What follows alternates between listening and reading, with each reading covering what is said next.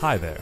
Today we're going to talk about Russian filmmaker and theorist Sergei Eisenstein and his famous methods of montage. Since the word montage has come to mean any edited sequence, it's important to note that while all montage contains editing, not all editing is true montage with a capital M. If the cut simply shows us another physical angle of the scene, coverage as it is commonly known, this is not montage in the Soviet sense of the word. According to Eisenstein, montage was combining shots that are depictive, single in meaning, neutral in content, into intellectual contexts and series. In other words, two neutral images colliding to illustrate a third, undepictable thing. So now that we have a basic understanding of what montage is, and isn't, let's dive into Eisenstein's 5 methods. Metric montage is cutting according to an exact measured meter or length of time, irregardless of the content of the shot itself.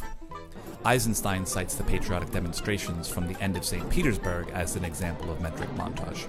Here the cuts are made irregardless of their individual content, but rather to create a sense of chaos amid the gunfire and explosions. Another utilization of metric montage is in ratcheting up tension by shortening the pieces while preserving the original proportions of the formula.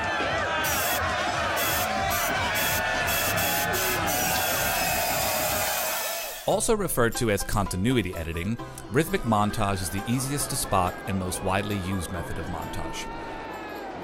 Everything from car chases to dialogue scenes utilize rhythmic montage. No animal jokes. Well, I only got the chance to say one because we only did one show. In rhythmic montage, each shot's practical length derives from the specifics of the piece and from its planned length according to the structure of the sequence. The Odessa Steppes sequence from Eisenstein's own battleship Potemkin is a prime and most frequently cited example of rhythmic montage, and indeed has been homaged and parodied many times throughout the years. Now, montage methods are not mutually exclusive, and metric and rhythmic elements are certainly found within our next 2 methods. Tonal montage is based on the characteristic emotional sound of the piece. That's great, Sergei, but what exactly does it mean? Well, think of tone in this sense as any visual or oral characteristic that 2 different shots could share in common. An example from the more recent The Revenant perfectly illustrates not just one, but several instances of tonal montage in sequence. In the following edits, it is a motif of fogginess or haze that unifies the shots.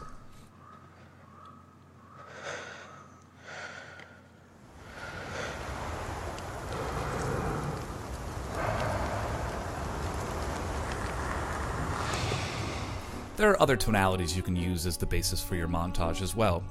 Wong Kar-wai uses graphical or compositional tonality as a basis for montage in his acclaimed In the Mood for Love, as both main characters are discovered at their writing desks, framed within the additional frames of the set architecture, tonally connected to the idea that they are both trapped alone in their circumstances.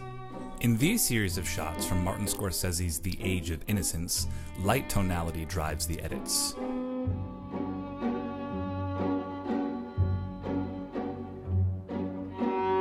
In this cut from Apocalypse Now, oral tonality is utilized.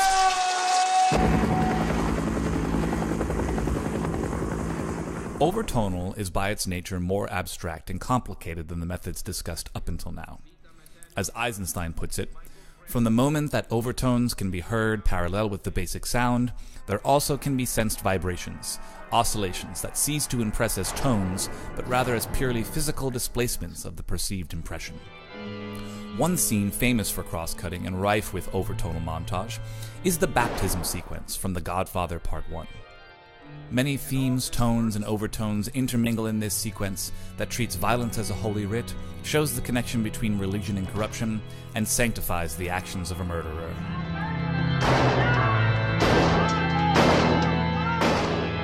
I do renounce them. Filmmakers like Terrence Malick and David Lynch, famous for their poetic approach to filmmaking, where mood and tone supersede logic and plot, oftentimes rely heavily on overtonal montage.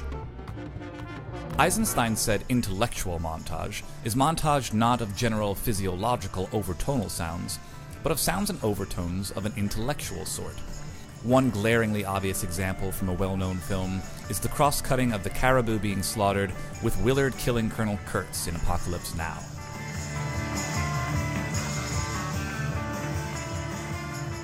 famous match cut in 2001: A Space Odyssey, from the bone to the orbital weapon satellite, it's another prime example of intellectual montage.